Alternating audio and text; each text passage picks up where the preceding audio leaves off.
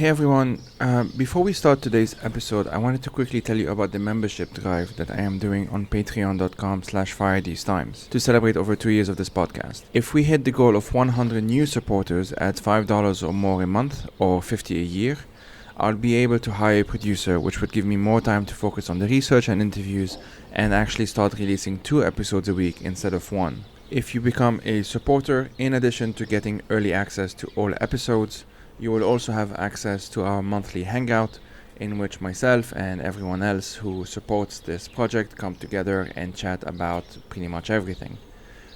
It happens every month on a Saturday, and you have access to the link and everything related to that on Patreon. And lastly, if you cannot donate, you can still support by sharing this podcast with your friends and families and leaving a review on Apple Podcasts or wherever else you get your podcasts. This helps get more exposure to this podcast and introduce it to more folks. You can also follow this podcast and project on YouTube, Twitter, Instagram, LinkedIn, Substack, and of course the main website. So thanks again everyone, and I hope you enjoy this conversation.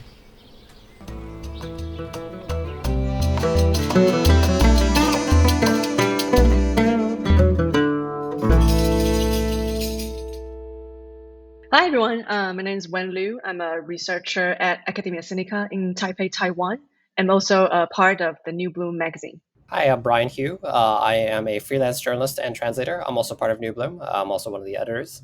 Hi, I'm Rodney Kratsky. I'm the managing editor of New Voice of Ukraine and the co-host of the Ukraine Without Hype podcast. So thank you all three of you for coming on today. Romeo will be co-hosting this episode, although I think it's going to be just like a 4-way conversation.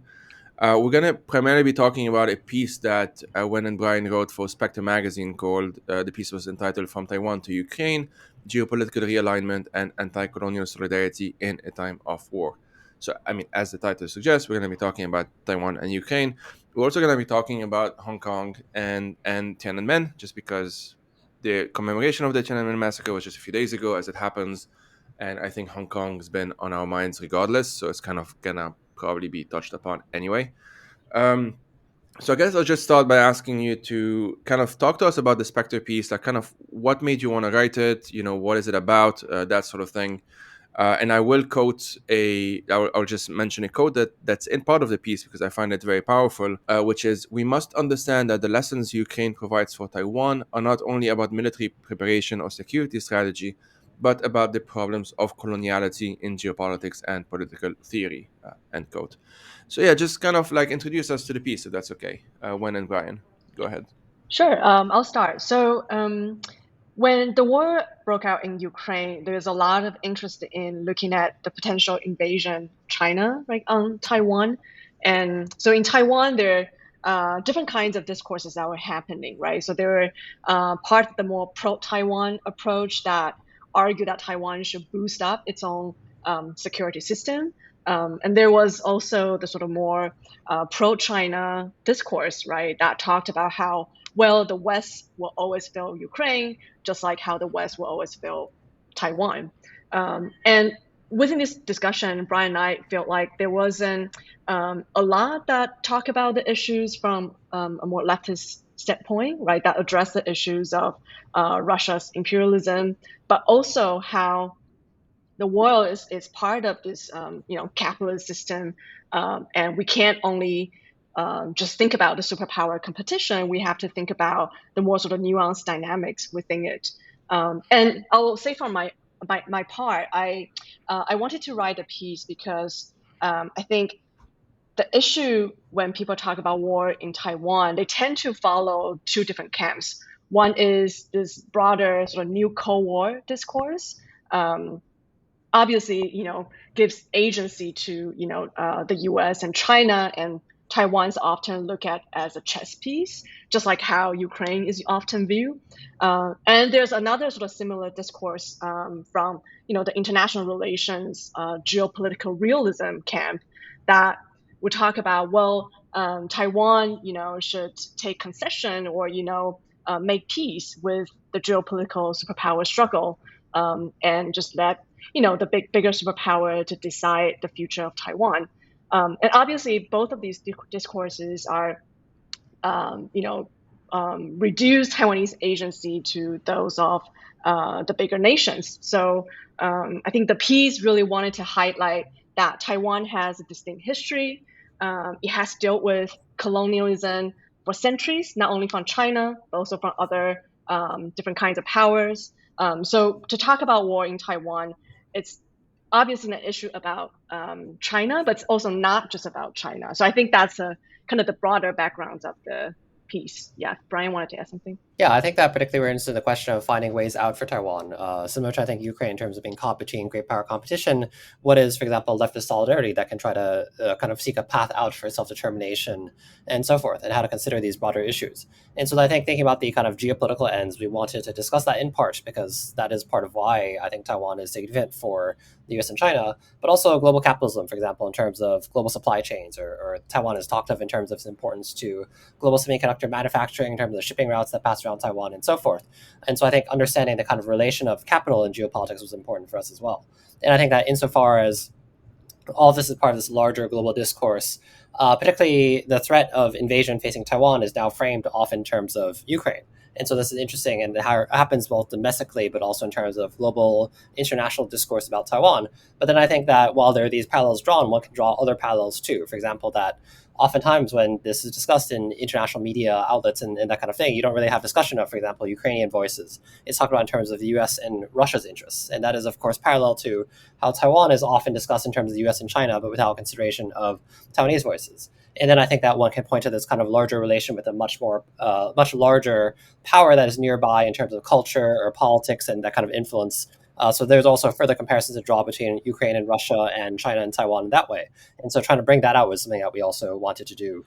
Yeah, as one was talking, the only thing going through my mind was, wow, this all sounds really, really familiar. I mean, it's you bring up these parallels, but like honestly, it is so shockingly close to the discourse that we have here in Ukraine that these parallels stand out all the more like starkly. Yeah, it's fascinating. Even in the piece itself, you guys are, like, you write about how there's been this discourse first, which was a recycled version of the whole Hong Kong now, Taiwan tomorrow, and it ended up just becoming like Ukraine now, and Hong Kong, and sorry, and Taiwan tomorrow. Um, I'm just curious, like from like what's been happening in Taiwan itself, in terms of like how has the past let's say 3 years, let's say since the latest Hong Kong uprising and the subsequent, and as of now worst, crackdown, um, has, and then I don't know, even maybe further on, like the events in Ukraine in the past few months, how has that affected Taiwanese politics itself in terms of the whole pro-independence versus pro-union, and has that shifted anyone's kind of have the, I would think maybe, for example, that people who were more pro-union with China are a bit more hesitant, maybe, or I don't know, but maybe they've doubled down. So, like, I'm very curious about those dynamics. Yeah, I think it's quite interesting in that respect because then Hong Kong it was used as a kind of. I think the reason why Hong Kong became such a big issue for Taiwan is because Taiwan can evidently see itself in Hong Kong's plight.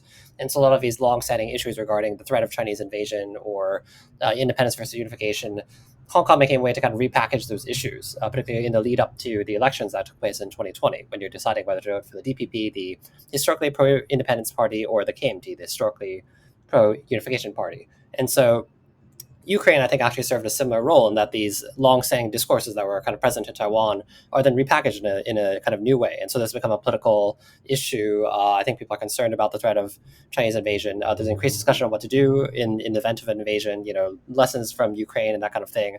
But then, for example, the Pan-Blue camp will say, well, you can't really say who's at fault here and that sort of thing. The Pan-Blue camp, that is to say the KMT and the pro-unification forces in Taiwan, they were much more hesitant to, for example, lean into supporting Ukraine. Eventually, they did make token statements, but that took that place after a while. Whereas the more kind of pro-independence camp would be more quick to support Ukraine because there's that kind of evident parallel there. And so it's kind of interesting then how I think that these external issues became a way to kind of think about internal issues long facing Taiwan. Before, for Ukraine, you had daily solidarity rallies in many cases, and the only last time that took place was with Hong Kong, that you had solidarity rallies occurring with such frequency that they would occur daily, for example. Yeah, I just want to add that my observation is that since Hong Kong's anti-elect movement, the kind of pro-independence and pro-unification discourses have, how do I say, like polarized, right? So I think before that, I mean, folks are generally pro-status quo. I think actually most Taiwanese folks are, but the discourses have intensified in a way that the pro-independence crowd sees there's no way, right, that Taiwan could enter a kind of one country, two system idea, right? Because Hong Kong has shown that, I mean, that would never work, right, with the PRC. And with the sort of pro unification crowd, the general, I mean, it was under this Chinese cultural nationalism, right? You have to declare that you're Chinese, you're not Taiwanese, right? But afterwards, I mean, you see how the PRC demanded the pro unification crowd to say we're actually anti independence, right? Fan Taidu. That becomes a newer discourse that was sort of being promoted by the PRC. So I think if anything, the Hong Kong now, Taiwan tomorrow, or Ukraine today, Taiwan tomorrow, that I think really, polarize the two camps.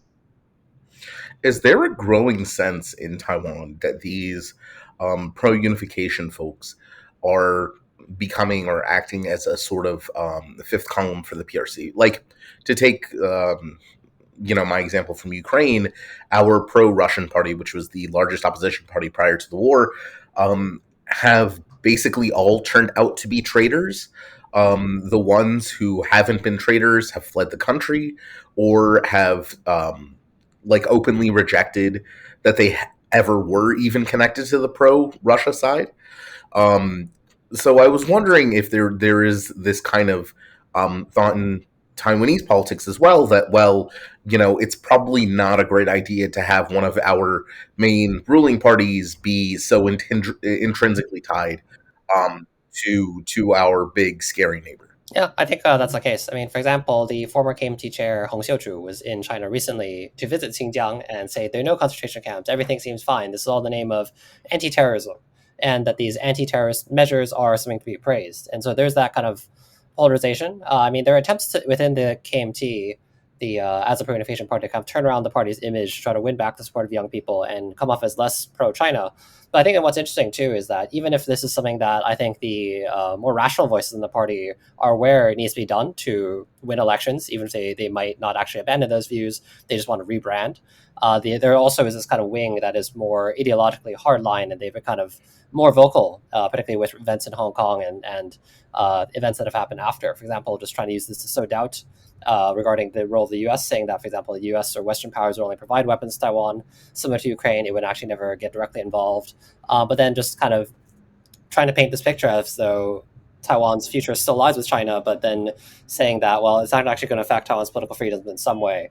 But I think that some voices in the pro-unification camp have just become much more brazen about their views or their kind of idealistic view of China.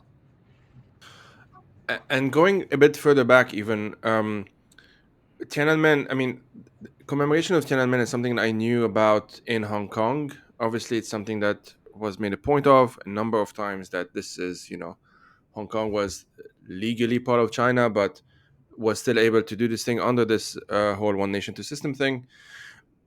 And I will also mention there have been a couple of recent pieces kind of reflecting on Tiananmen in a way that felt a bit different than previous years.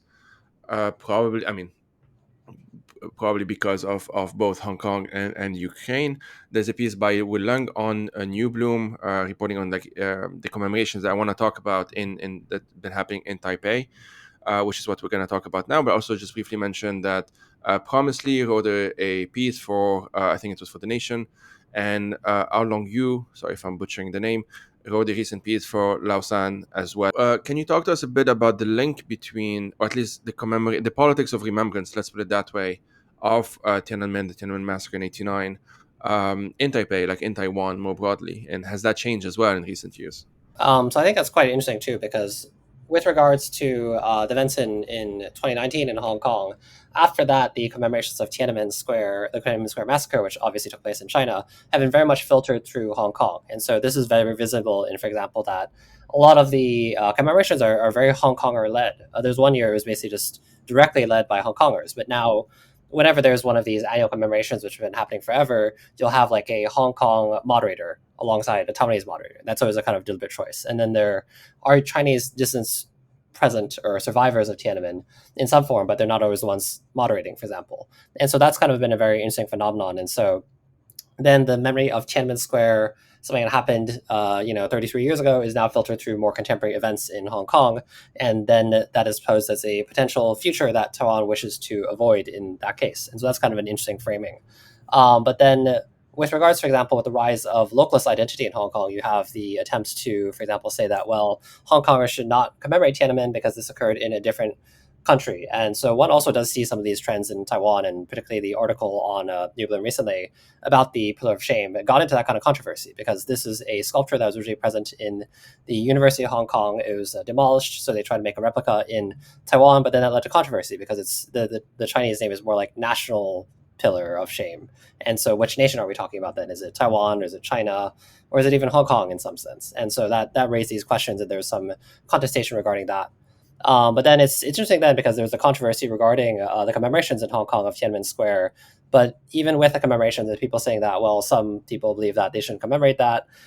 There was massive. There were like tens of thousands of people historically until very recently in which there were crackdowns. Whereas in Taiwan, this kind of identity debate has been going on much longer.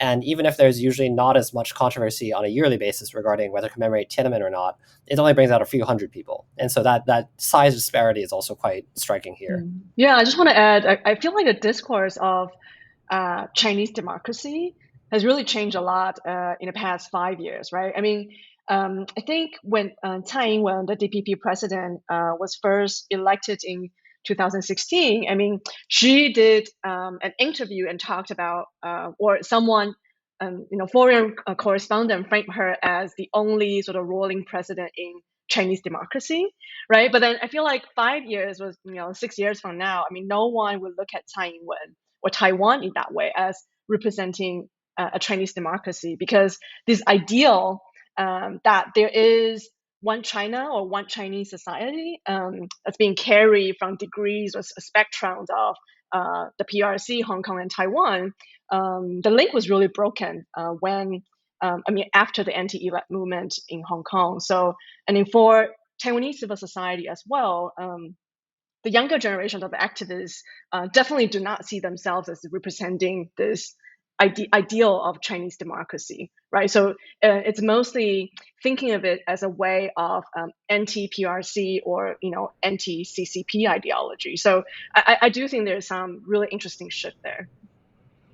Yeah, I think in that respect is quite interesting that, for example, the Chinese actors that you see at the Tiananmen commemorations in Taiwan, like they're people that have actually mostly been outside of Taiwan, been outside of China since Tiananmen Square. And so the connections with the kind of current generation of activists are not actually that strong, I think, in that sense sometimes. And particularly with Tiananmen Square, obviously, is commemorating the events that took place 33 years ago.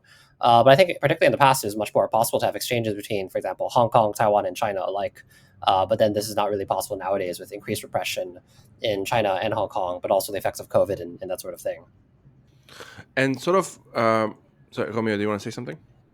I just wanted to mention that, this again reminds me of when a imperialist superpower tries to enforce its cultural standard on its closest neighbors. It actually seems to have the opposite effect of pushing those neighbors away.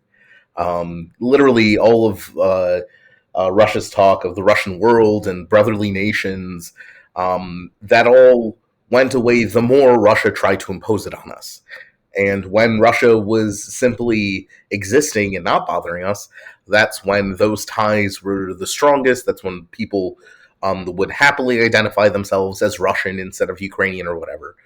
And it's really interesting to see the exact same dynamic play out, halfway across the world, where this repression of Hong Kong drives Taiwanese identity even further from some kind of pan-Chinese identity. I just find it really interesting that these hegemons keep making the same mistakes, and they keep acting in exactly the same ways. I mean, on a much smaller scale, the example of Lebanon for me is Lebanon at some point was occupied by both Israel and Syria. And surprisingly, after the occupations ended, sentiments against the Syrian regime and Israel aren't very good, shockingly. And it's just one of those things. Again, the Syrian one especially was framed under I forgot what's the word actually in Arabic that they use. I think the translation would be something along the lines of um, oversight, or no, something like I forgot, but like something like along the lines of, like, again, brotherly nations. Like it's not this. We're not foreigners. We're just there to help out. That sort of thing. And it led to a massive uprising in 2005, calling for the expulsion of the Syrian troops.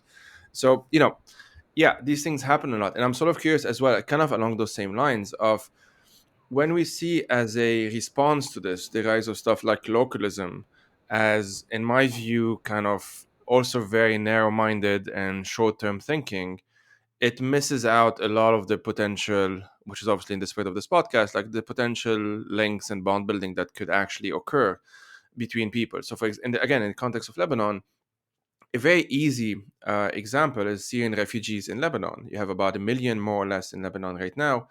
A lot of Lebanese still have no pro-refugee sentiments. They consider them just like foreigners and that sort of thing. There's a lot of xenophobic sentiments and racist sentiments. And I've even seen, and this is like even in context of like relatives and acquaintances and whatnot, people expressing anti-refugee sentiments by bringing up the Syrian regime's occupation of Lebanon, whereas those refugees have fled that exact same regime, essentially. But because it's framed in nationalist or localist, or whatever you want to call it, discourses, it's really us versus them, and the them can change at any time, basically, and there isn't kind of a deeper analysis of these things happening. And it made me think of that when you brought up let's say Taiwanese localists or Taiwanese nationalists or whatever. I don't exactly know the good terminology, so I'm being a bit vague about it. But like opposing, commemorating Tiananmen, or even opposing remembering Hong Kong, like as in 2019 stuff, that sort of thing, because, we're not the same nation, blah, blah, blah. It kind of misses out essentially the broader patterns, essentially. And ultimately, I think it risks actually playing into the hands of the imperialist powers or the regional superpowers who are trying to dominate, if that makes sense. Yeah, I think it's very much the case. I think it's quite interesting, particularly regarding the discussion of Hong Kong refugees now in Taiwan, in the sense that I think there is a growing voice that would just consider them, well, like lost to China. They might as well be Chinese now because Hong Kong is controlled by China. Hong Kong citizens are subject to the same restrictions on political freedoms and so forth. And so there's discussion of like, well, Hong Kong refugees coming over, they could be spies or things like that.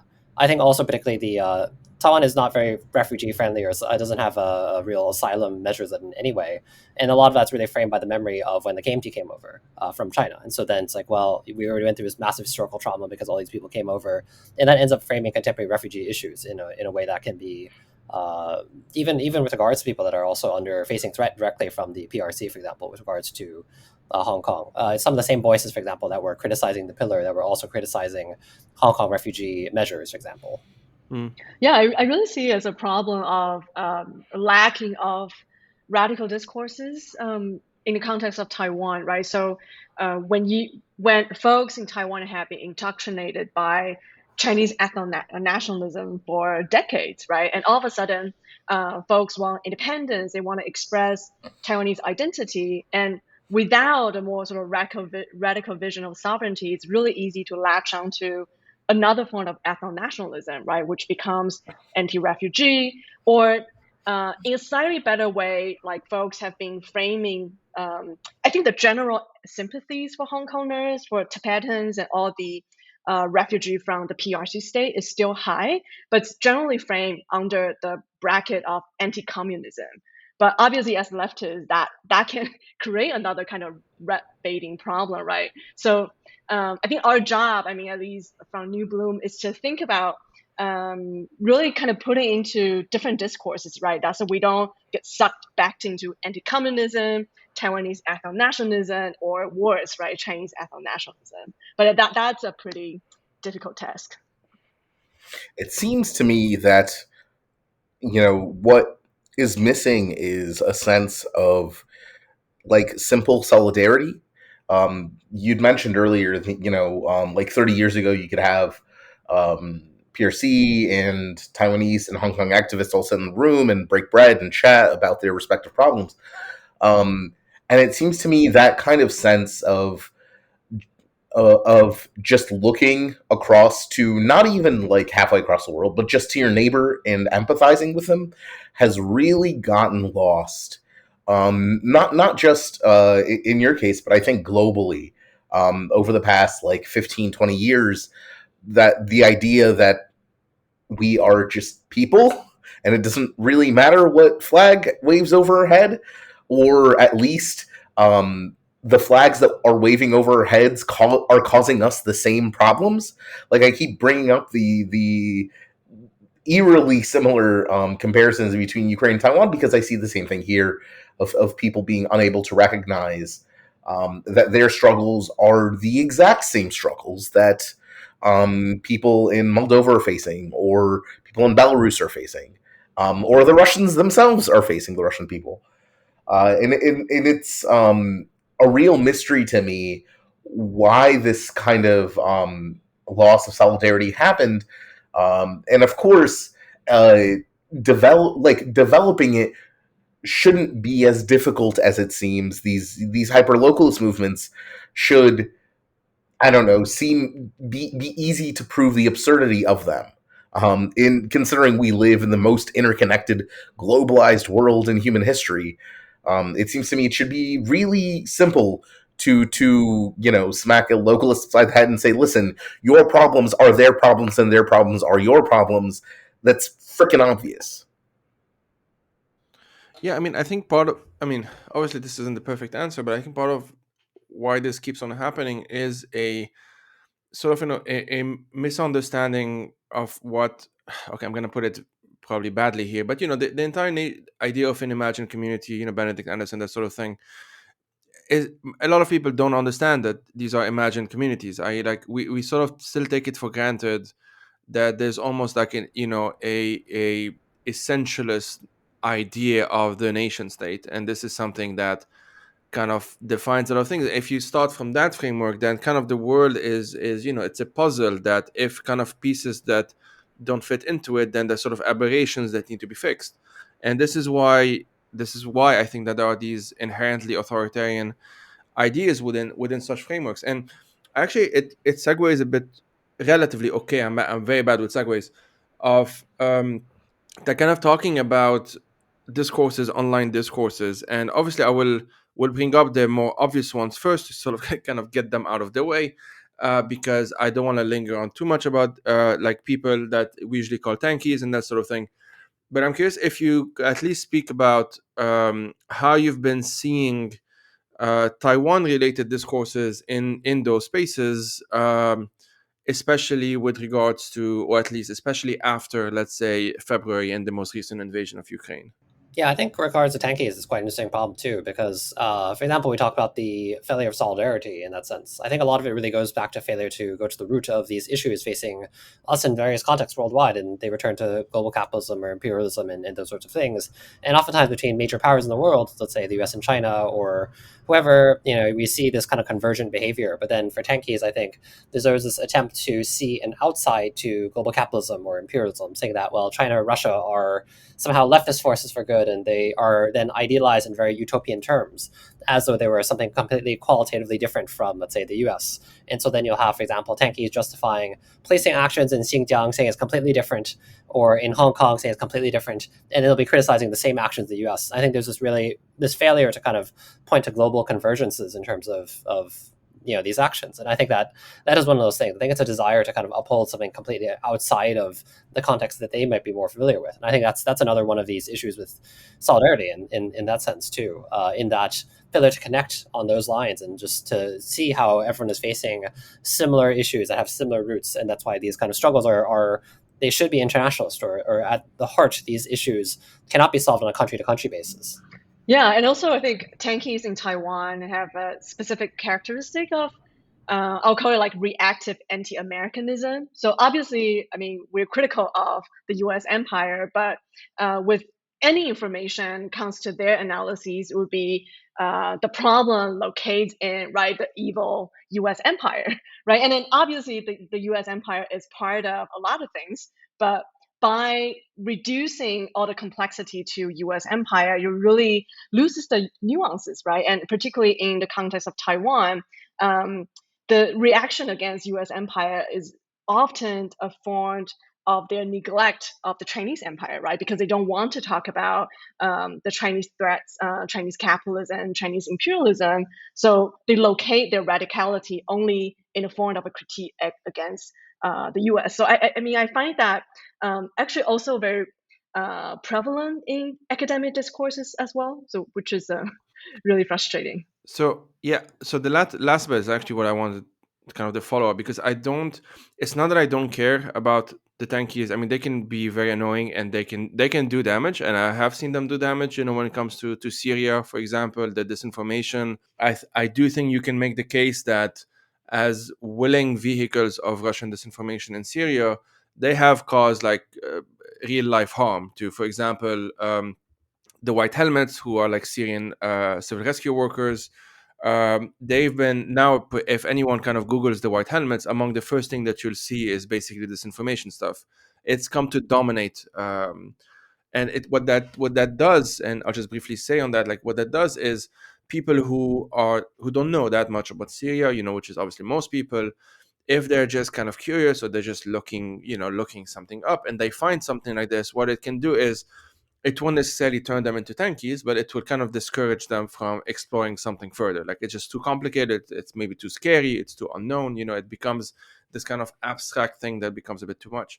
But the reason why I don't focus as much anyway on the specific tankies, like individuals and that sort of thing, with the exception of when they are large enough and you have suspicions of having wider links with like big governments, which is like a different kind of calculation, is that I do think to some extent tankies, or at least let's say tanky logic, let's put it that way, isn't as uncommon as it might seem. So that kind of like there's kind of a shade of things, right? You can be like a hardcore tanky, but I think that you can make an argument that a lot of what they sort of feed upon, if that makes sense, is a stripping away of agency of folks like from Taiwan to or Ukraine to Syria, for that matter, or what have you. And you can name many more examples, obviously, as well.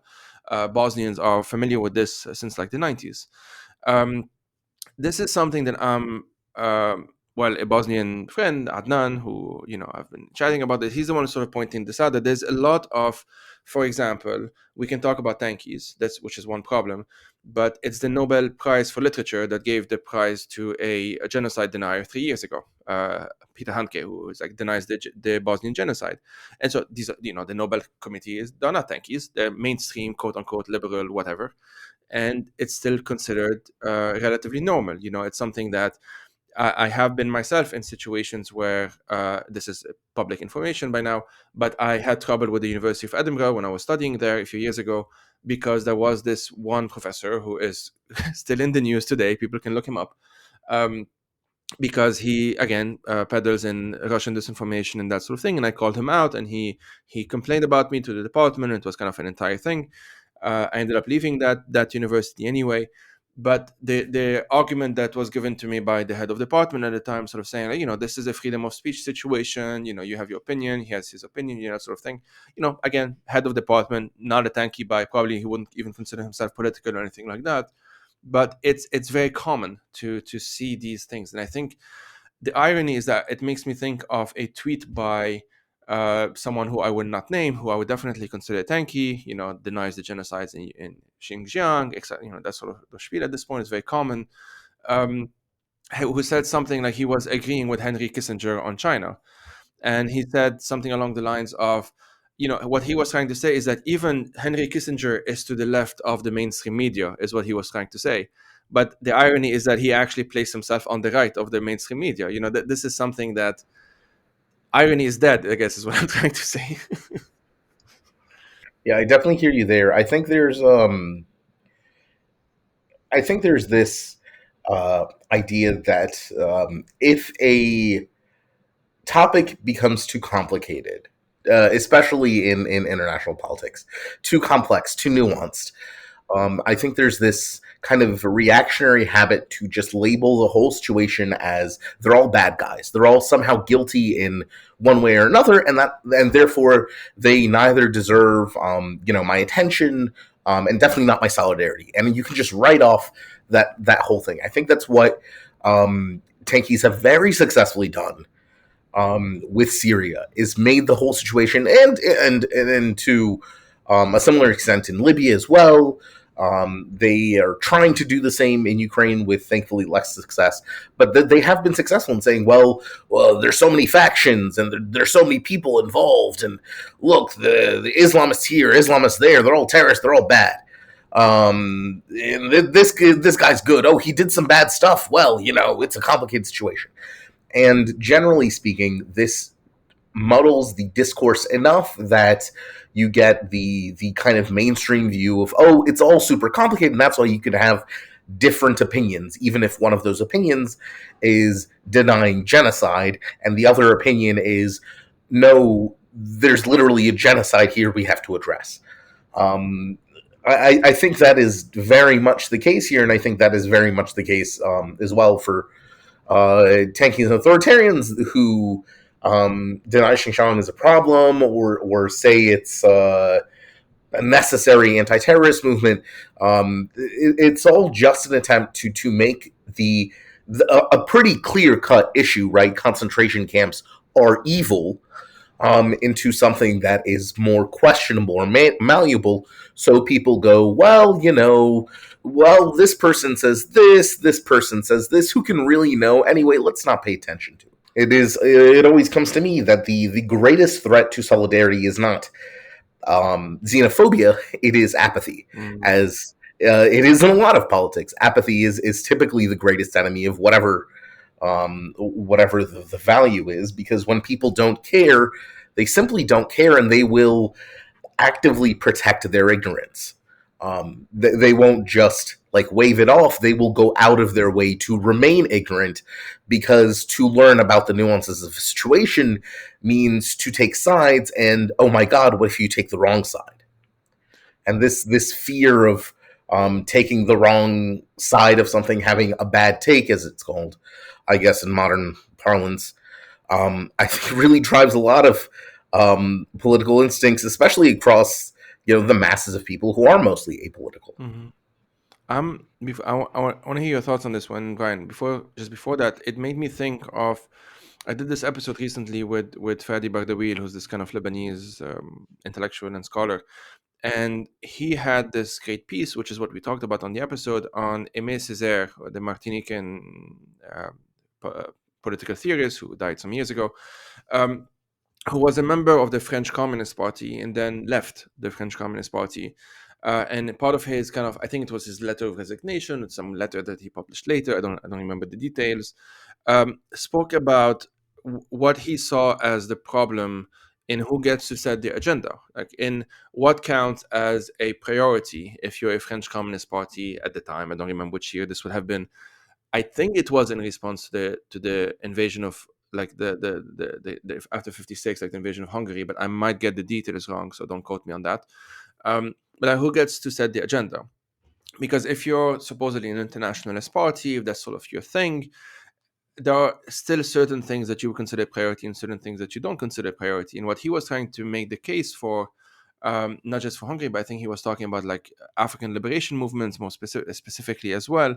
They were not necessarily seen as a top priority, because a lot of there was at the time as well a lot of Communist Party people and other Marxists and some other folks as well, not just obviously as well, who were kind of dismissing them as petit bourgeois revolution, not important enough, or it doesn't fit all of the boxes that apparently count as a revolution, that sort of thing. And I think it says a lot that to this day, and I did an episode which I think will be out by the time this episode is out, with Nidal Bitari, who's the Syrian Palestinian activist, who spoke about how, as a Palestinian who's also Syrian, who grew up as a refugee in Syria, him being both anti-Assad regime and obviously anti-Israel and anti-Zionist, puts them in a very uncomfortable position at times, because there's lots of folks, especially in the West and in the diasporas, who would call themselves anti-Israel, but who have nothing to say about the Assad regime. And this kind of brings up a lot of different topics, and I won't kind of jump around all over the place too much, but it just says that often it's almost like it doesn't matter who is being killed or who is being oppressed, as much as who is doing the oppressing, like who is doing the repression. And this is where people kind of like, if Israel is doing the repression, okay, well, this fits in a certain story. We kind of know it, it's familiar, blah, blah, blah. But if just across the border, which is occupied by Israel for that matter, and across the Golan Heights in Syria, if the Assad regime is doing the kind of same kind of repression and sometimes even worse kind of repression, it doesn't fit any kind of pattern. It doesn't fit there are no flags that I'm that familiar with, or the slogans aren't that familiar with, and so I don't participate in it as much. And this is a problem. It's a real problem that I think has affected a solidarity network in the Arab world, in the diasporas, and this is just like the example I'm giving, but it's something that I've seen kind of repeated time and time again. I'll quickly give another example on Tigray. Recently, this episode is already published.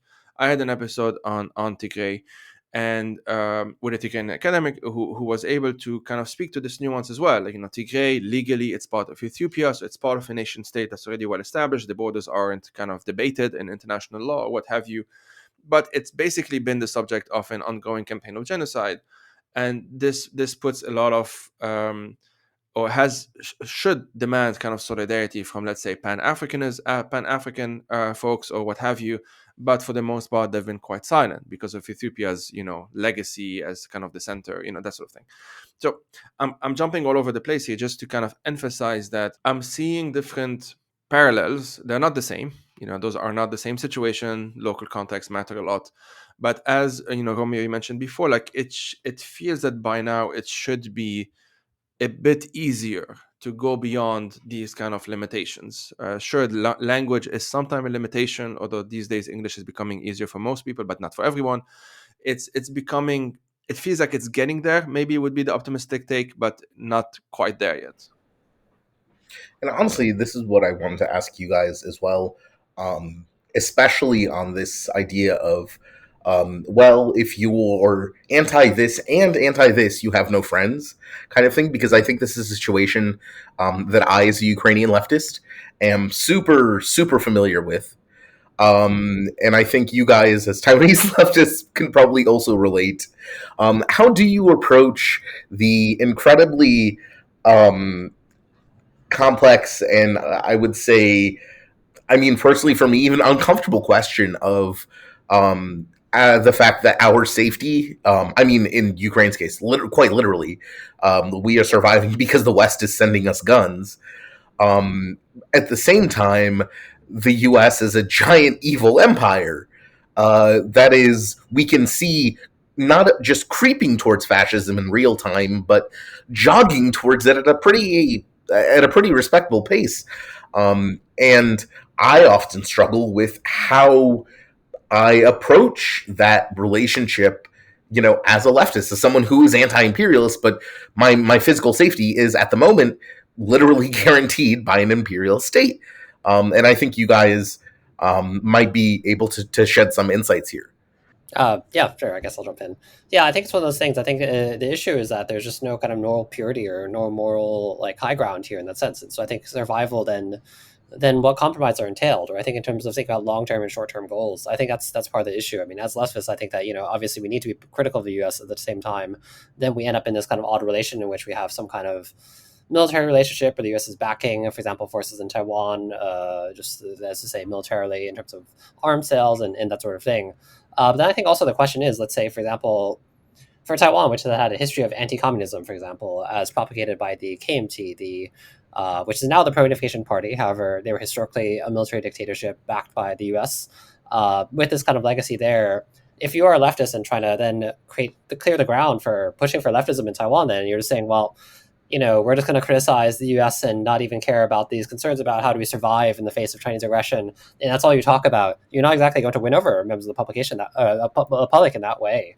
And so I think that in terms of thinking about how to really kind of shape public perceptions of leftism. I think particularly for us in New Bloom, I think one of our critiques of, for example, the pro-invasion left in Taiwan, who are, let's say, Taiwanese people that are mostly criticizing the US and not really criticizing China, is because I think to really gain ground for leftism, then you actually have to kind of find this critical position and show people that this is what leftism is or should be about, actually having this position that is critical of both the US and China, not just really siding with one versus the other.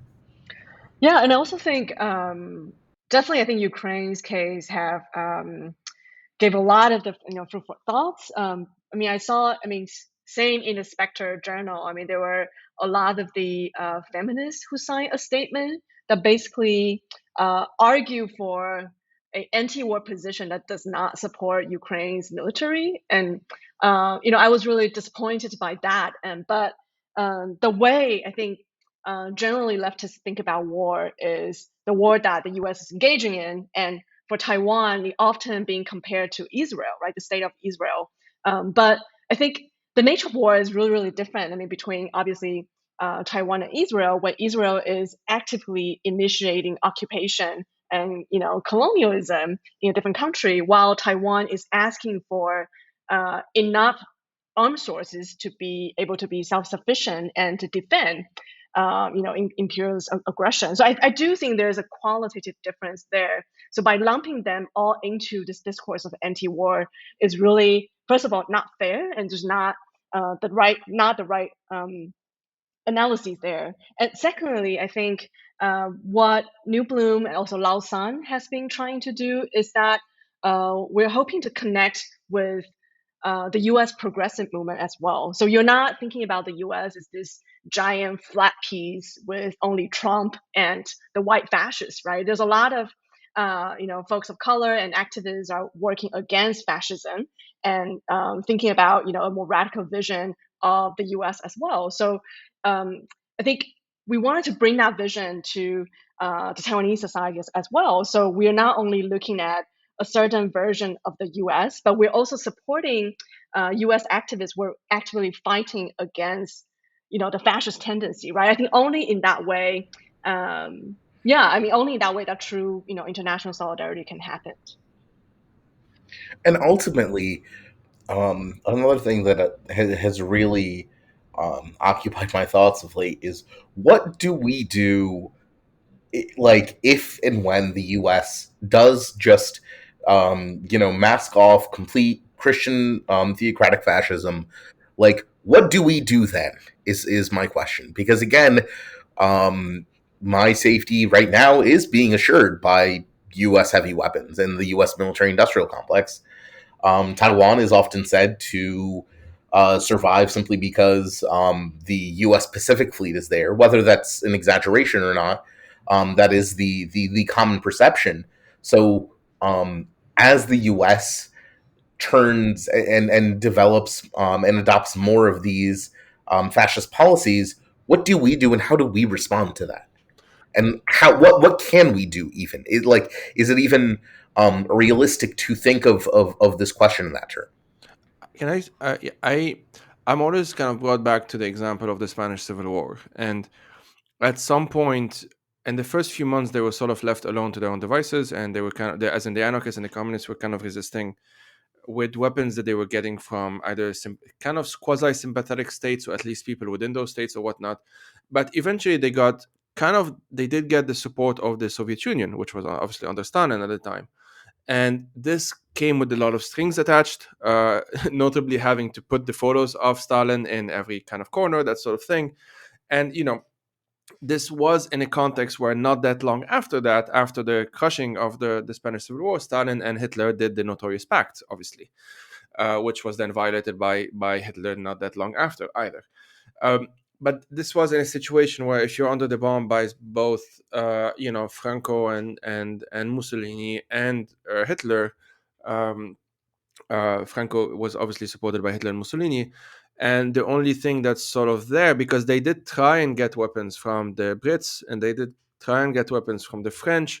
And if I got my timeline correct, I get lost in the details, but they did at one point get it from the French and then it stopped and then it came. So it was very kind of inconsistent. and the only kind of other player in town, so to speak, was Stalin, essentially.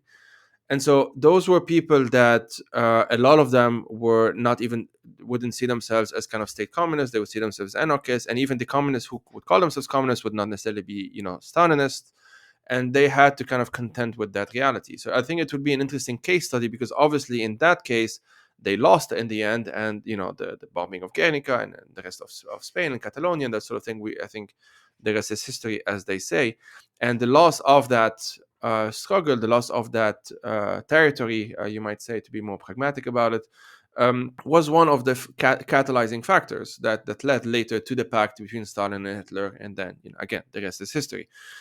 So parallels are there. They're not the same, as again it's not perfect.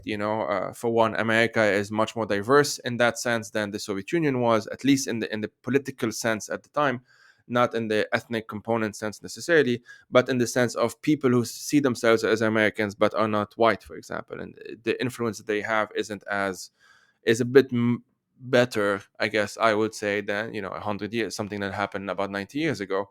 So yeah, that's what sort of I would say. But I guess the short answer that I would give is that probably it will depend on the situation, and if you don't have a choice, well, then that's your answer. You don't have a choice.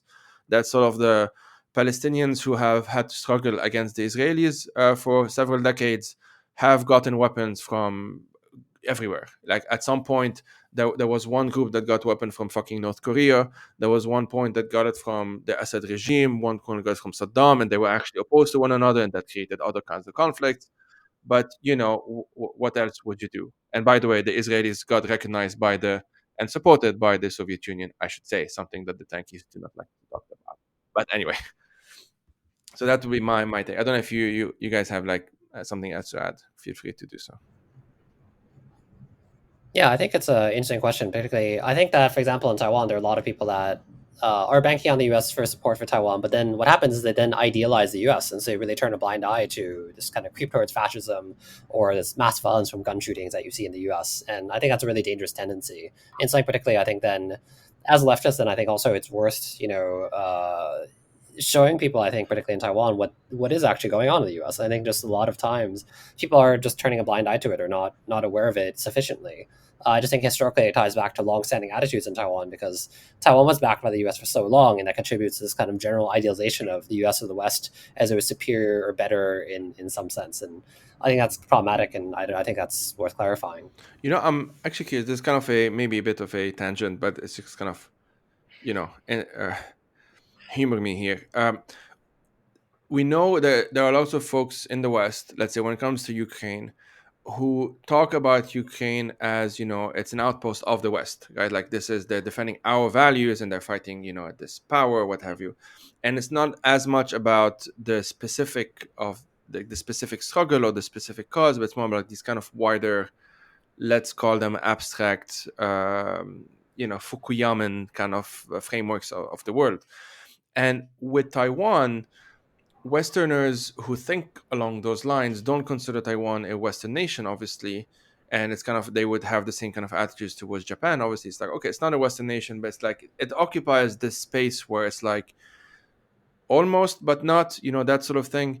And with Ukraine, it's sort of, I mean, with all of Eastern Europe, I would argue, with the obvious notable exception of Russia, there is this sense of, yes, now they're kind of, we kind of include them within our circle of empathy, if that makes sense. But it's, as we've been seeing, that even with the case of Ukraine, we still see a lot of comments from German politicians, notoriously these past few months, but also like French and Italians.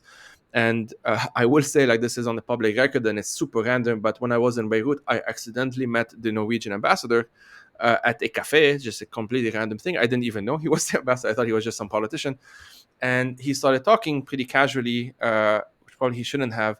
But he started saying at some point that it's not very uncommon for diplomats to say that Ukraine should cede, for example, Crimea and the Donbass, as if it's them to decide, like as if it's their decision in one way or another, or at least that they have, that they are allowed, essentially, that they have the right to have an opinion on this, in a way that if you're talking about whether you should give up, I don't know, Marseille or Paris or Manchester, those are no-brainers. This is just not something that can ever be allowed. But somehow, at some point, it's almost like there's the more you go in the periphery, so to speak, as a term I like to use, which I've mentioned a number of times. I've got from Mangal Media, and I've written about it in Lausanne as well.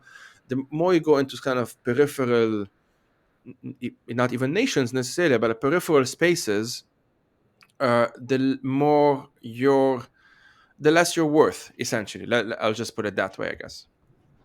Yeah, I think so, absolutely. I think just sometimes this notion of like, well, the logic applies to center, doesn't apply to the periphery somehow, in terms of even like morals or what have you. It was really weird to me because when you were saying, "Oh, people don't think of Taiwan as the West," in my head, I was like, "What? They don't?" Because to me, Taiwan is a Western country. It like beyond the obvious facts that it's a liberal capitalist democracy. It's aligned with the U.S. politically. The U.S. literally has a basically implicit pledge to defend Taiwan. Taiwan is the home of like a good chunk of the world's advanced technology manufacturing. Like, in what way is Taiwan not a Western country, or Japan not a Western country? Well, in a racist way. this is what I was trying to get at, is that at the end of the day, you feel like, and it's something that's sometimes implicitly stated or not so implicitly stated. It's more like, it's like West plus. Like there's West and there's West plus. That sort of thing. In a way that Australia or New Zealand are not in West plus, right? Like they kind of fit the same kind of patterns, as or same kind of criteria, if you want, as South Korea or Japan or Taiwan or what have you. But it's sort of not really, there's no debate there. There's no ambiguity there, right? Like, if there is kind of an alliance between the UK and Australia, it's just, yeah, of course there will be, even though they're opposite side of the world. But of course there will be, because they're both Western nations, like this whole, and the Five Eyes thing, which I think does include Japan, or I'm not exactly, but the entire thing, like there's just kind of this ambiguity in that sense, which is, it gets interesting for all the wrong reasons as to what counts as they're on our team, so to speak. Because if there is kind of, if it's conditional, right, if it's conditional, and we're seeing this with Ukrainians now, and this is what kind of worries me. I live in Switzerland, in Europe, and I've seen discourses, of course, and I guess it goes without saying, there's been a lot of racist discourses, as in like not extending that same kind of sympathy or empathy, for that matter, towards like non-Ukrainian refugees, Syrians, Afghans, what have you. I mentioned this on the podcast a number of times.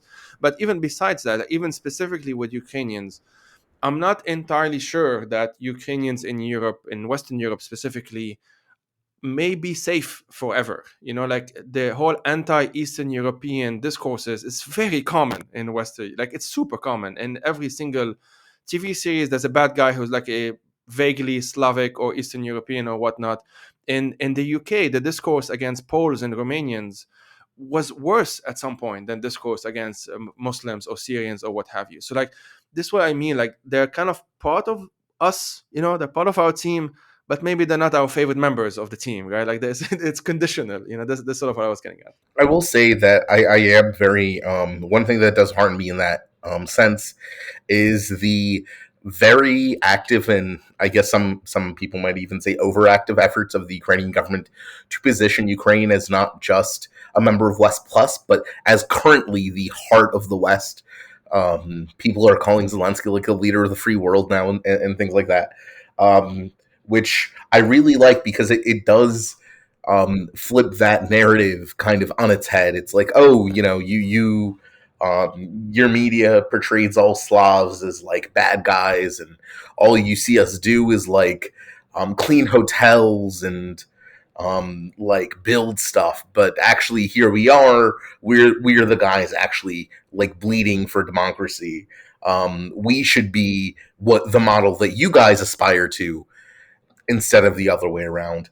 And honestly, I think that should extend to Taiwan and a lot of other so-called periphery states as well, because in a lot of the times, these are the countries where a democracy is the most fluid, where political change is the most possible. but also because this is where conflict occurs. Obviously, conflict occurs on the periphery, right? Almost by definition. And as a result, people have to take a stance. They cannot be apolitical or apathetic. They have to take a side. When there is physical conflict or material conflict going on, people have to choose what they support and what they don't support. And as a result, that really galvanizes just general political awareness, setting, kind of exemplifying what certain members, certain people in the West like to call the quote unquote Enlightenment values.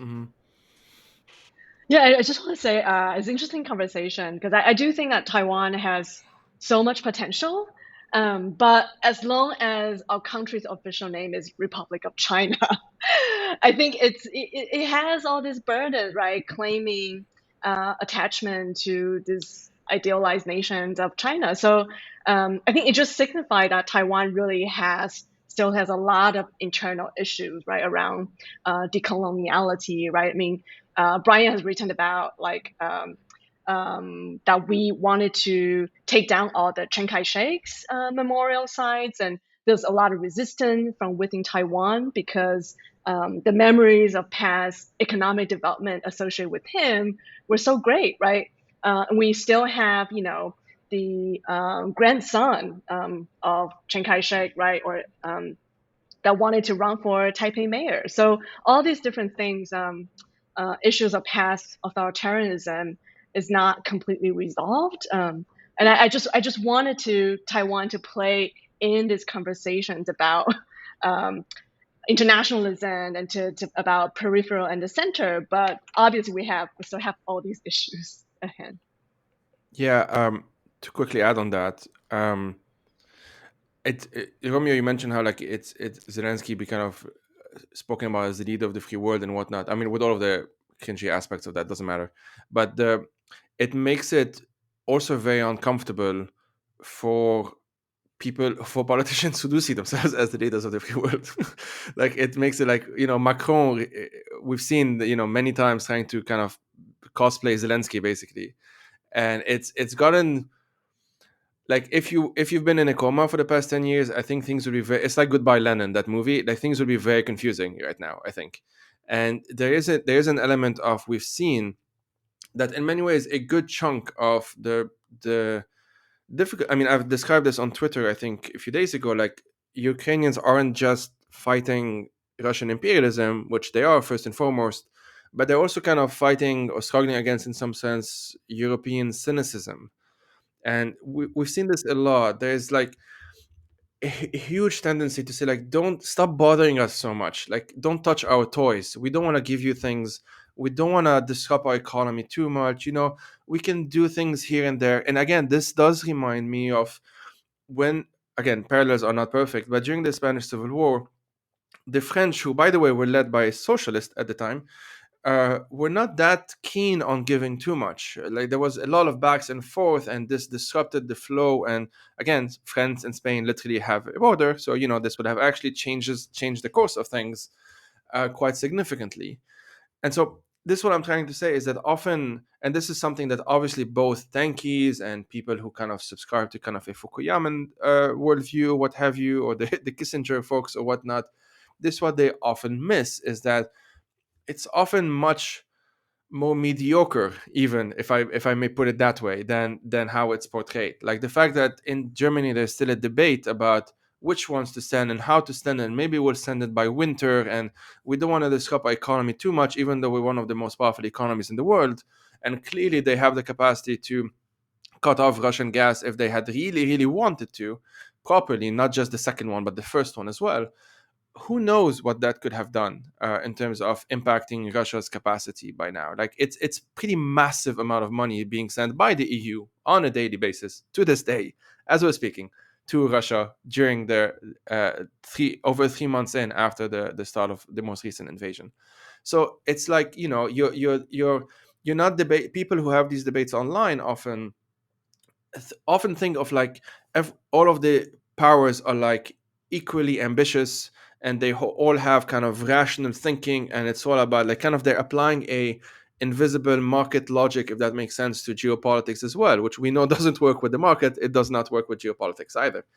And so this is sort of what I'm often trying to get at, is that when you do speak to these ambassadors and politicians, which I sometimes do as a journalist, they're not as gung-ho about most things as you might think. They're actually trying to maintain maintain whatever their lives is today. They just maintain it for tomorrow, and it's often not that more complicated with deadly consequences.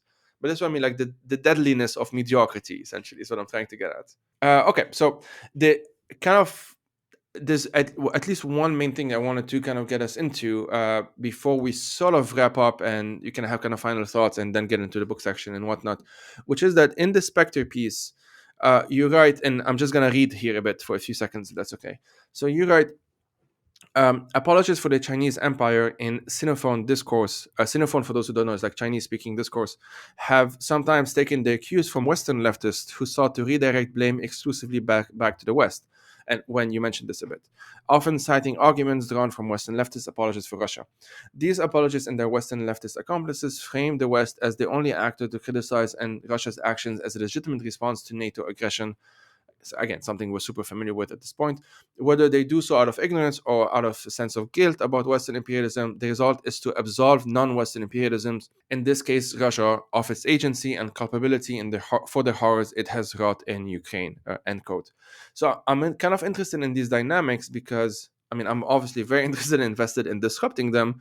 And I'll give the example quickly, if that's okay, of Russia-Syria discourse. I brought it up a bit when it comes to the like the white helmets, and how I think you can make the argument that it has led to concrete harm. Like if this information was an actor and there was an international tribunal and whatnot, I think you would be trying that actor as a complicit part of the media apparatus during a campaign of extermination, which we know, for example, during the Bosnian genocide, a lot of state outlets run by like Milosevic were active components, and obviously in the Rwandan genocide is a pretty notorious case as well. So in the case of Syria, and I think we saw this parallel with Ukraine after 2014 as well, but in Syria I think it really intensified at one point because it happened around the same time as the ISIS attacks in Western cities. And so the discourse was really able to kind of be married almost by convenience essentially. And the way it was kind of working is that the Russians would often have multiple different discourses at the same time. Sometimes contradictory, sometimes they don't make much sense. Sometimes they're literally, quite literally, just copy pasting blog posts by some random Westerner who wrote something somewhere and posted it on social media, and publishing them, posting them, what have you, and then because they have multiple media outlets, using those media outlets as the sources for other media outlets. So let's say written something on RT or on Sputnik or on some other website or Gray Zone or what have you. And then, RT would cite Sputnik, or RT would cite Gray Zone, or Gray Zone would cite what have you. It becomes kind of thing, or they just cite someone who's online or what have you. And it gives off this idea, or this ambiance, if you want, that this is something to be talked about. Like this is, so many people are talking about it, it's going viral, and so this is now a discourse that we need to engage on.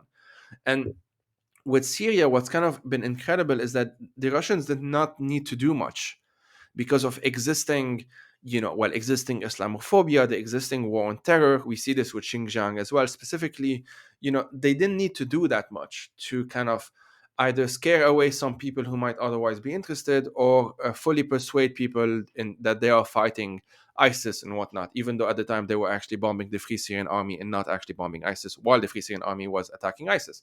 But those are the details that don't that they're not very important in the memeified culture online, essentially. So I'm just curious, like from your, or at least what can you tell us about how this information has been working either in Taiwan only or in Sinophone spaces more broadly? Because I think you mentioned in that piece as well that the kind of calling all Ukrainians Nazis and that sort of thing is actually super prevalent in those spaces. And, it's something that, so what can you tell us about that? Yeah, I think it's interesting in regards to disinformation, because it's definitely this thing where websites citing other websites creates credibility for this kind of network then that develops. And that's one way you kind of reinforce disinformation claims. So I mean, I think that you see some ties with pan-blue politicians, particularly the pro-unification camp, effectively, that are really hardline, and they take kind of their cues from China in terms of messaging. And I feel like sometimes they're kind of waiting for how China frames things before they make any statement, because they are acting as China's proxies in Taiwan, and so therefore they want to be on the same page in terms of rhetoric. But I think in terms of Taiwanese media outlets, sometimes they're also not very good at fact checking. This is an incident in which Taiwanese media has sent journalists to Ukraine. They're usually on the Polish border, so they don't always go in. And this is actually pretty unusual, I think. You usually don't have Taiwanese outlets sending people to war zones effectively. And so there's that at the very least. But I think particularly from the left, what is interesting is the some of the more pro-unification left outlets, they translate Western outlets and their commentary on Ukraine as though this is more credible. And it's actually kind of an interesting way in which they are always lashing out at U.S. empire, but oftentimes their rhetoric is actually coming from the U.S. and they import it mechanistically into Taiwan, but then it's only in the services of effectively reinforcing Chinese nationalism. And so, for example, they would translate like Progressive International, Mint Press, Counterpunch as well. And so some of these outlets, I mean, sometimes they do put out publications that are, I mean, some of them are just tankies, and some of them put out things that are kind of tanky-ish. And then this ends up in Taiwan, and it's imported as discourse in that way. That's been an interesting phenomenon. Yeah, I see. Interestingly, with the Sinophone context that's being developed recently, is that criticizing China is equate to a form of xenophobia, and that is, I think, a super powerful discourses. I mean, both in Taiwan, but also in the States or in Western discourses, right? Because Westerners do not want to be seen as racist, right? So, with the case of Xinjiang, with the case of Taiwan, a lot of people are afraid of siding with both of these, peripheral society because they see that as an being framed as an active aggression against China and hence a form of racism, which is a really powerful tool. And with the rise of the anti-Asian hate idea, it's all being packaged by Beijing as a kind of xenophobia. Also happened in Taiwan. The more sort of pro-China folks talked about Taiwan's rejection of mainland Chinese entering into the Taiwan border during the pandemic as a form of xenophobia. So all these discourses become really messy.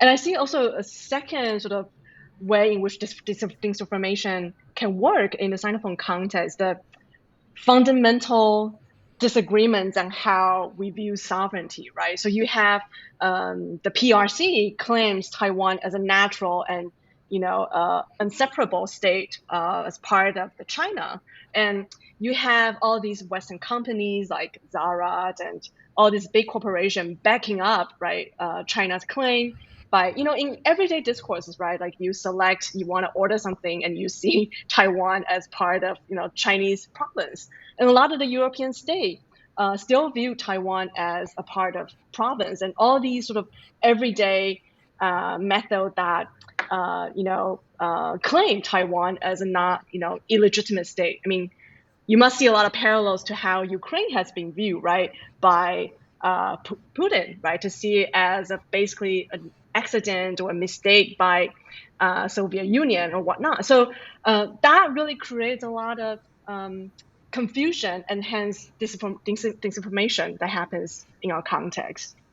Yeah, I was gonna ask Romeo directly if any of this sounds familiar. It somehow strikes a chord with me. I don't know what it could be, but for some reason I keep thinking, this, I feel like this is something I'm going through right now.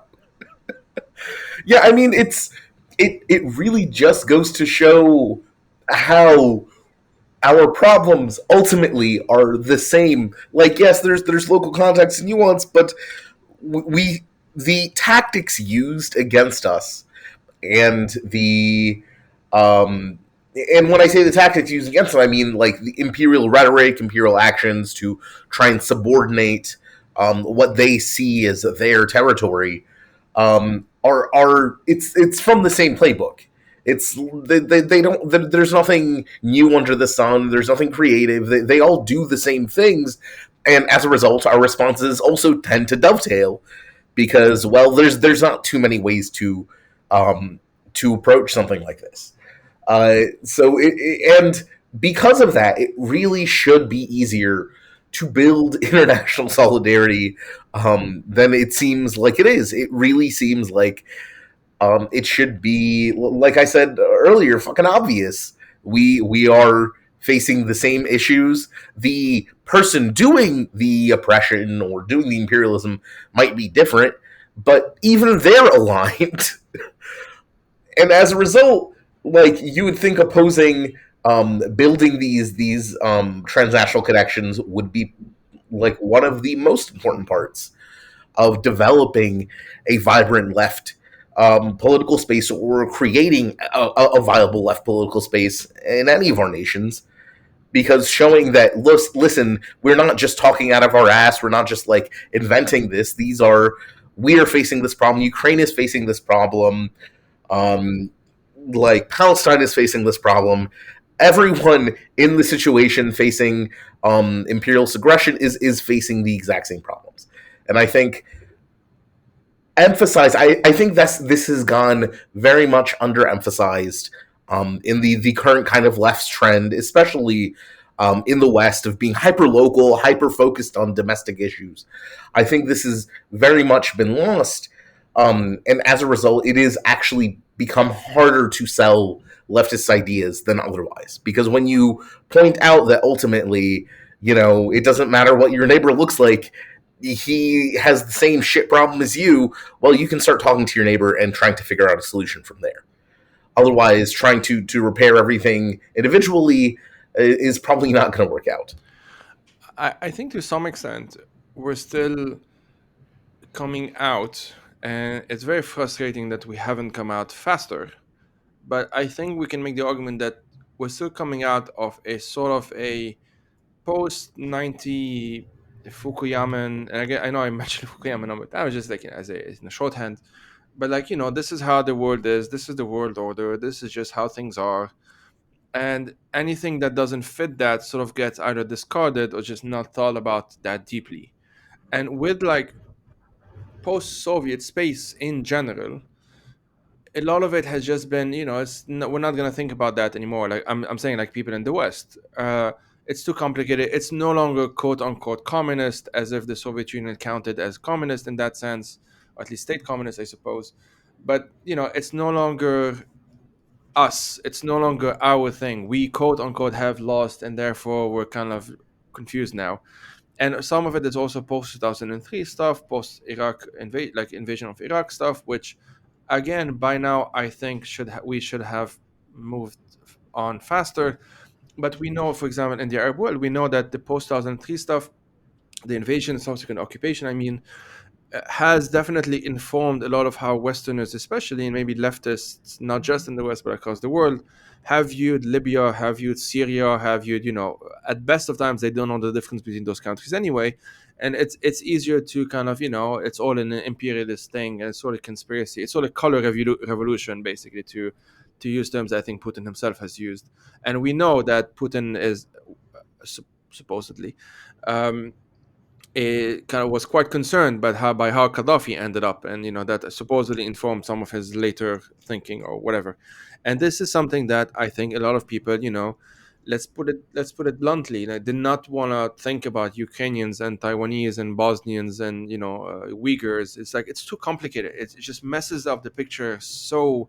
Or Rohingyas for that matter, and then after Rohingyas, actually, just like other Burmese and other people from Myanmar resisting the coup, for example. It's too complicated. And so when it gets too complicated, as you said, Romeo, before, a lot of people would want to just go back to simpler boxes and simpler, categories and that sort of thing. And I think this is what we sort of need to be, fighting against, or at least pushing against, because especially in this age where attention spans are like 5 seconds long on social media, it can lead to a lot of the mediocrity I described before, essentially kind of running the show. And sort of on that note, I would ask each of you, if that's okay, to sort of, I don't know, wrap up or kind of give us some final thoughts or what have you. And after that, I'll ask our two guests to recommend 3 books, as I often do on this podcast, if that's okay. So I don't know who wants to start with kind of final thoughts or that sort of thing. When you can start if you want, and then we'll go with the others. I feel like, I think this is a really great conversation because it just, shows how similar a lot of these post-colonial states are. And we share the same fates and same struggles, and so I think it's important that we have conversation because um, the obstacle that Taiwanese have is actually not that unique, right? And then I think that's why international solidarity is so crucial. And another point I just want to raise, also folks have raised in this podcast, is that yeah, we must listen to those who are facing the struggles. We can't just apply to those easy and broader frameworks that reduce the agency of the peripheral states, like from Ukraine, Hong Kong, Taiwan, and Xinjiang. Yeah, I guess I'll go next. I think these conversations are very important because I think particularly to resolve these issues, it requires thinking across borders and not just on the standpoint of nation state to nation state. And so finding points of commonality as well as shared issues is very important. But I've also been thinking about this recently. I think particularly when we do discuss, for example, internationalism, sometimes actually it just becomes within like a region. It's like this region and the countries are by you. But then I think also discussing between regions, for example, as here, not just like whatever like Asia Pacific, but thinking about just how actually these are very global, and this actually then I think having this kind of discussion that just is really international in this sense allows for shedding light on how these phenomena are global and structural and rooted into the kind of current society that does exist.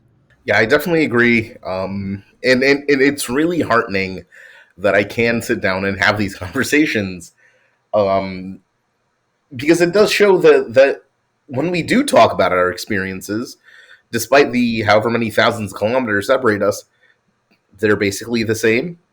And I really that is heartening because it shows that you know this is not something that like I have to. These are not issues that I have to struggle with alone. That I have like comrades wherever I go, even halfway across the world, that are also looking for answers, and they might find something that I can then use and to try and derive some kind of solution, some kind of insight of my own. Which I think is incredibly important. I know, Joe, you keep bringing up the Fukuyama view of history. I would just call it neoliberal.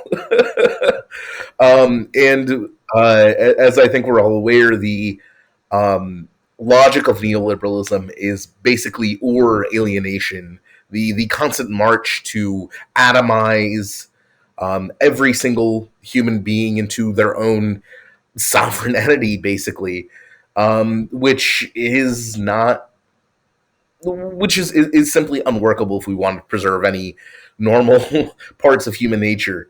So I think when we do talk to each other and we do open up about our problems and we recognize how our experiences are so similar, we are doing something very significant in fighting back against this atomization, against this kind of pull to make everything about just us, about just our nation or our community, but are actually looking beyond that and saying, "Well, no, we're all people. We all have the same shit to look forward to." Yeah, and I guess I'll have my own final kind of thoughts on this, and then we'll get into the book section. Um, for me, I mentioned Fukuyama a lot, I know, and yeah, neoliberal is just I think more people will identify with, but it's the idea that I think for me, I've seen this being essentially internalized and rendered hegemonic, to use that Gramscian term, basically across the board, almost regardless of how people identify politically. Like sometimes I've seen even like far right folks in Europe kind of speak like they're just self-starter, and they have a startup and they want to be entrepreneurs essentially. Like it's something that it's, and not to downplay the threat of actual fascism, which is kind of a separate thing, but part of that space as well. But it's something that I've seen make like a lot of leftism, to use that ism term, just really dumb. Like I've seen just so much discourse that is just so ridiculously simplistic that almost if you bring up anything, it's almost like you feel like you're the party pooper and you don't want to, you're like being the inconvenient truth, to use that other term essentially. And I've seen this a lot, in Switzerland it's very common, and in the UK where I used to live it's very common. It's not just common in the West as well. As I said, in Lebanon there's still a blind spot when it comes to the Assad regime, I would argue, even among people who are not pro-Assad necessarily, but they don't understand the specificity of why there was an uprising in revolution in 2011 and arguably ongoing, and why there was this thing and why this thing changed things essentially. Like why it's not just a matter, and I guess we can see this, although it's very different, or at least partly different when it comes to the pandemic, this urge to go back to normality, as if like the past 2 years have just been this aberration that we just need to kind of forget, or it was complicated, it was not nice. And now we can go back to 2019 as if 2020 and 2021 and 2022 haven't happened, essentially. And this urge to go back to normal, quote unquote, all of this is in quotation, I think informs a lot of how most folks, whether they call themselves left wing, conservatives, liberals, what have you, how they approach a lot of the world. And I think specifically as people who are on the left, in as much as that term has any relevance anymore, at least any usage, not relevant, but any usage anymore, it should be about like being a critical, providing critical eyes, essentially, or critical thoughts, or critical thinking, I mean, um, to that end, essentially. So that's what I would add to that. And on that note of asking people to be critical and to maybe read more, what are 3 books that each of you would recommend, and why those 3? And go for it. Sure, I'll go first. So I'll recommend a book that I edited with comrades from Lausanne. It's called Reorienting Hong Kong's Resistance, Leftism, Decoloniality, and Internationalism. So the book kind of deal with a lot of the issue we talked about today. So Hong Kong is also facing multiple colonialism, right? And it's also, so like in the anti-elect movement, a lot of tankies will kind of point to Hong Konger raising the British flag as a way of, well, the movement has been corrupted by, the foreign regime. So we're kind of dealing with that issue from local activists, but also not subsumed to a kind of reductionist localism. And Brian also has a chapter in the book that talks about the problematic link of today's Hong Kong, tomorrow Taiwan, and how can we build sort of more productive solidarity from the nuances. So yeah, I highly recommend the book. Yeah, I guess I'll go next.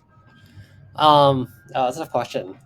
Yeah, I recently revisited People's Republic of Amnesia by Louise Lim. So that was regarding Tiananmen Square kind of commemorations, but also the historical forgetting in the ways that that's been enforced in China, or with regards to, for example, how the memory of Tiananmen Square is remembered. For example, there was the focus on the students in the square, but that was not the only thing that was happening. There were workers. There's also events outside of Beijing, for example, in Chengdu and other places. And that kind of memory has been just sort of, kind of wiped out in some sense because there's such focus on Beijing. So that is something interesting to read. I'm also reading Impossible City by Karen Chung, which is about Hong Kong today and the kind of losses that are occurring in Hong Kong. But I'm on like page 2, so that's just starting on that. Yeah, Karen is going to be a guest on in a couple of weeks, actually, to talk about that book. Oh. I didn't know about reorienting Hong Kong's resistance. Okay, so this is going to be in next episode for sure.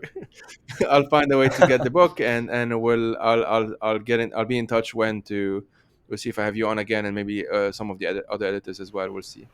Okay, well, on that note, thank you, Brian, thank you, Wen, and Romeo. Thanks again for co-hosting, and this was fantastic chat, everyone.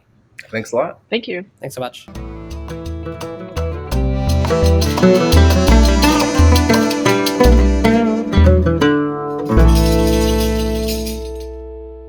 The Fire These Times is hosted by myself, Joey Ayoub. I am also its producer, researcher, writer, and sound editor.